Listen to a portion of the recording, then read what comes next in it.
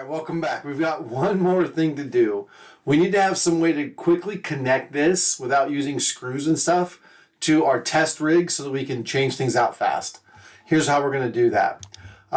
We are going to create this little like wedge shape that goes all around this top edge so it can slide in and kind of lock in with the mount. To do that, we need to create a sketch on this bottom surface. And we're going to use a really cool tool called Sweep next, and that's a really fun tool to use. First thing I'm going to do is I want to create the shape that I want to carve out. So I'm just going to grab my line tool, start up here in the corner, drag down, and then drag over to the wall.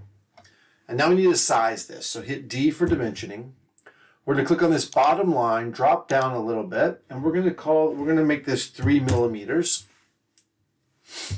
And notice they're still blue, which means they're not locked in place yet. So we still need to define some more stuff. So we're going to keep it on dimensioning. We're going to click on this line here and this line here. And that lets us set the angle between these two lines. And we're going to set that angle to 60 degrees. And once we do that, all the lines turn black because now they're fully fixed in place. Now what we need to do is we need to extrude this shape. I'm going to do finish sketch real quick. We need to extrude this little triangle shape and cut it, but we want to cut it all the way around.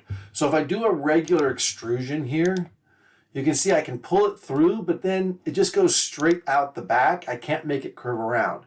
That's kind of cool, but we can do something a little cooler. I'll show you how to do it. So we're going to hit cancel here. And instead of this, we might try to do sweep here, or revolve here. But the problem is that there's no center point. We actually want this to go straight for a while and then curve around this backside and then go straight again.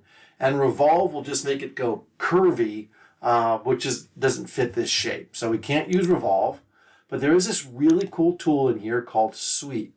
And what sweep does, it allows this shape to follow a path around. So the profile that I want to cut is right here. The path I want it to follow is this path up here. And you can see what it's going to do now is it's going to just slice out that little wedge, but it's going to do it all the way around, which is a super crazy cool thing to be able to do. And we're going to say, okay. So now if you can imagine, this is going to have a matching piece on the above it that it can just slide right into, and that little wedge will lock it right into place as it goes in. So yeah, piece of cake, awesome. The sweep tool.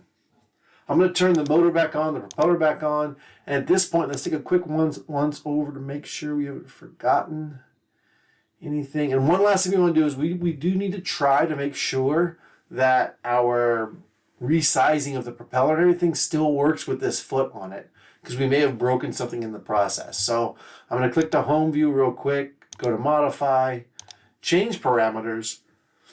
I'm going to change my millimeters up to 40s, make it huge, and my degrees to 85. That's going to look ridiculous, I think. We'll see what it looks like. Okay.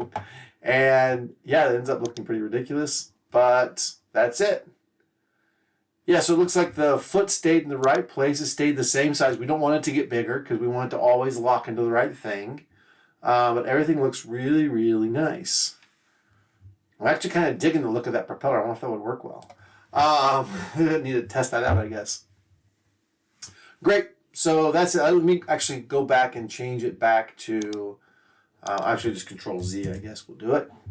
And that changes it back to its normal setting. Great. That's it. It looks like you're ready to print. So what you need to do at this point is print one housing and then print a propeller with one of the proper angles in it. And then change the angle, print the second propeller, change the angle, print the third propeller. You should only need one housing for all three propellers because they should all be the same blade length, but just different blade angles. All right, best of luck to you in your tests.